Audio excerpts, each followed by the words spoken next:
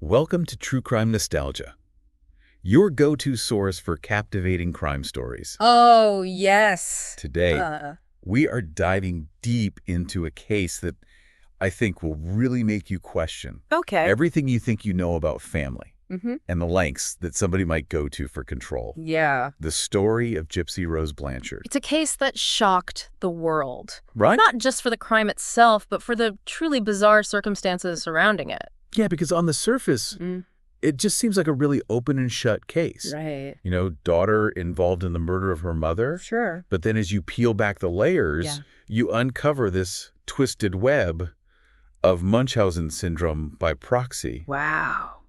Years of medical abuse. Yeah. And a desperate yearning for freedom. Absolutely. And it challenges our assumptions on so many levels, I think. We tend to think of mothers as caretakers, protectors. So when we encounter a case like this where a mother is systematically manipulating and harming her own child, it really forces us to confront a very unsettling reality. For sure. So let's start at the beginning. For those who might not be familiar with the case, can you give us an overview of Gypsy Rose's childhood and the kind of abuse that she suffered at the hands of her mother, Dee Dee Blanchard?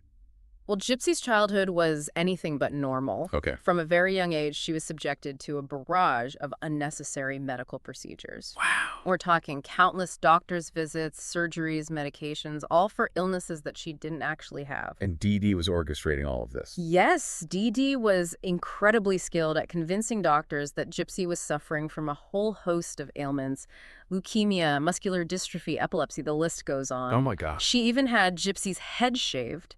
Wow. And forced her to use a wheelchair despite the fact that Gypsy could actually walk. It's mind-boggling to me how Dee Dee was able to deceive so many medical professionals for so long. That's the thing about Munchausen by proxy.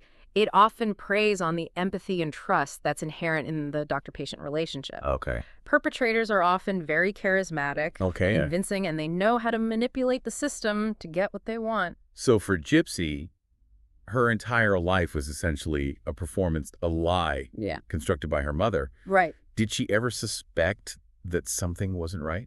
Well, as Gypsy got older, she began to notice inconsistencies in her mother's stories and the symptoms she was supposed to have.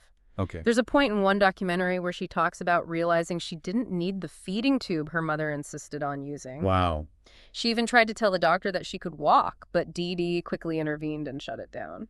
It's heartbreaking to think about her trying to speak up, only to be silenced by the very person who was supposed to be protecting her. And this is what makes Munchausen by proxy so insidious. It's a form of abuse that thrives on isolation and control. Right? The perpetrator isolates the victim, often convincing them that they're too sick or fragile to interact with the outside world. So for Gypsy, the internet became her only escape. Exactly as Gypsy became more tech-savvy, she started to use the internet to connect with people outside of her mother's control. Right. This was a huge turning point in her story because it gave her a glimpse of what a normal life could be like and fueled her desire for freedom. And I understand that through the internet, she met a man named Nicholas Godejohn, who would play a pivotal role in this case.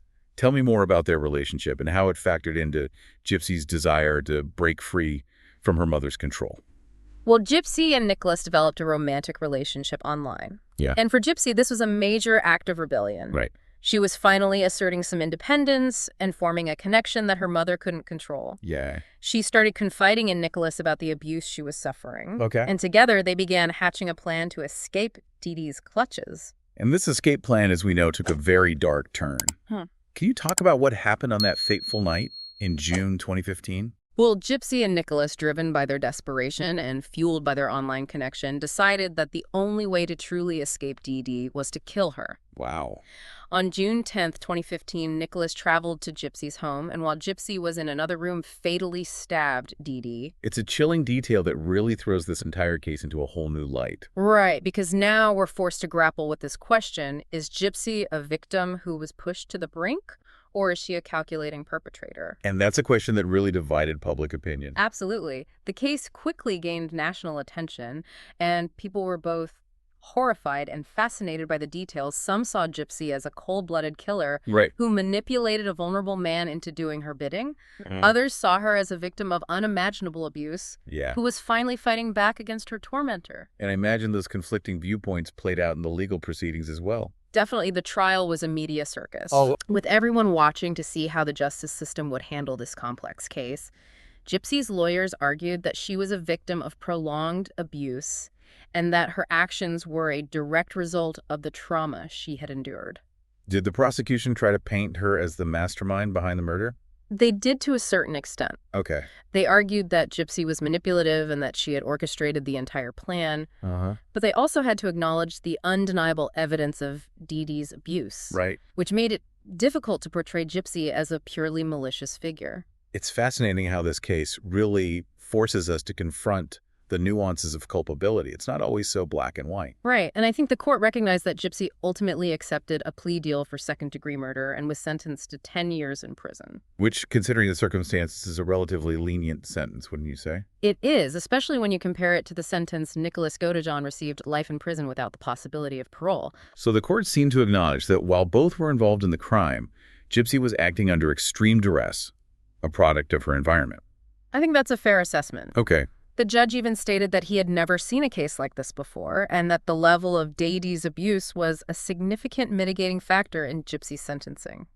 Now, we've talked a lot about Munchausen by proxy, but I think it's worth diving a little deeper into the psychological complexities of this disorder. What drives a parent to fabricate or induce illness in their child? Is it purely for attention, or is there something else at play? It's a complex question, and there's no single answer that fits every case. Okay. But generally speaking, individuals with Munchausen by proxy have a deep-seated need for attention and sympathy. Okay. They often feel inadequate or insecure in other areas of their lives. Right. So they create this narrative of a sick child to gain validation and control. So it's almost like they're living vicariously through their child's illness. In a way, yes, they become the hero in their own story, the selfless caregiver who is tirelessly tending to their sick child. And the more severe they make the child's illness appear, the more sympathy and admiration they receive. But it's all a facade, a carefully constructed lie that ultimately harms the child both physically and emotionally. Absolutely. The child is subjected to unnecessary medical procedures, often painful and invasive.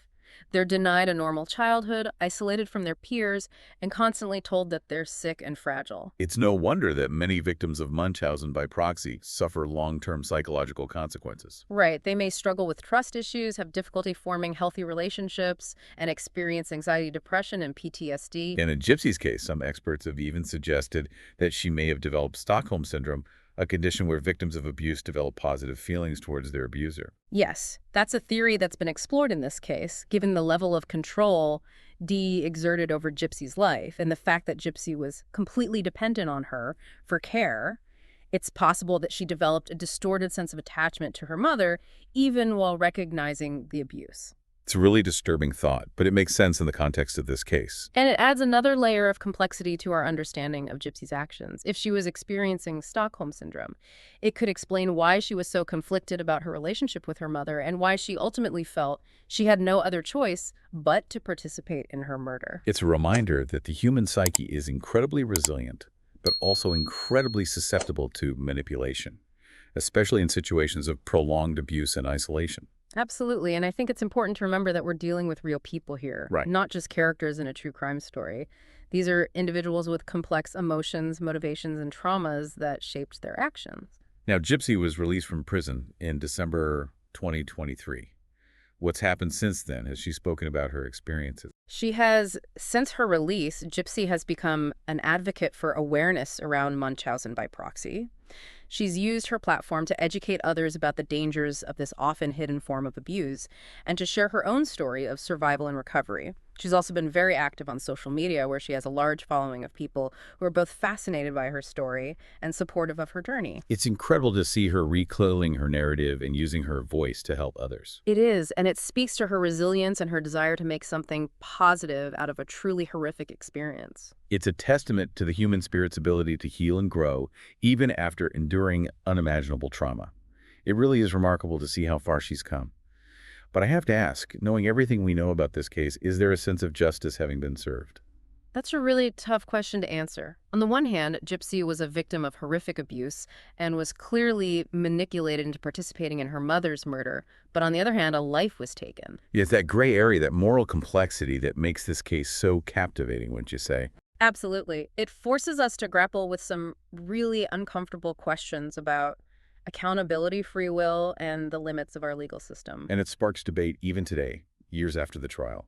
Some people believe that Gypsy should have served a longer sentence, regardless of the abuse she suffered. Others feel that she was simply a product of her environment, and that Dee Dee's death, while tragic, was ultimately the only way for Gypsy to break free from her abuser. And I think both sides raise valid points. There's no easy answer here. It's a case that continues to challenge our preconceived notions of right and wrong, and it forces us to confront the fact that sometimes justice isn't as clear-cut as we'd like it to be. Yeah, I think that's a brilliant point. Yep. There's no neat and tidy resolution to this story. It leaves us with more questions than answers, which I think is part of what makes it so compelling. I agree. It's a case that stays with you long after you've learned the details. It forces you to think critically, to examine your own biases, and to acknowledge the complexities of human behavior. Now, before we wrap up, I wanted to touch on something you mentioned earlier, Munchausen by proxy being a hidden form of abuse.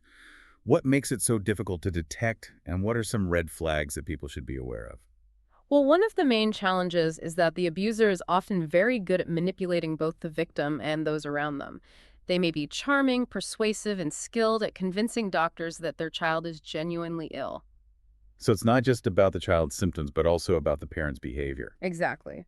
Some red flags to watch out for include a parent who seems overly eager to seek medical attention for their child, who insists on unnecessary tests or procedures, who exaggerates or fabricates their child's symptoms, and who isolates their child from others. So it's really about being vigilant and trusting your instincts. If something feels off, it's worth speaking up and seeking a second opinion. Absolutely.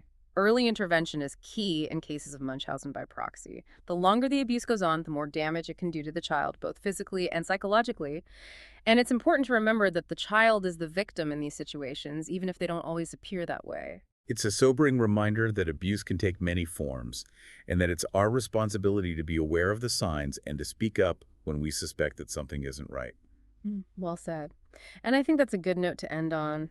The case of Gypsy Rose Blanchard is a tragic one full of twists and turns, moral ambiguities, and unanswered questions. But it's also a story that can teach us a lot about the complexities of human nature, the importance of critical thinking, and the need for compassion and understanding, even in the face of difficult circumstances. Well, thank you so much for joining us today and sharing your insights on this truly fascinating and heartbreaking case. It's been a pleasure. Thanks for tuning in to True Crime Nostalgia, your go-to source for captivating crime stories. Don't forget to subscribe for more deep dives into ongoing investigations and unresolved cases. Stay safe, and we'll catch you next time.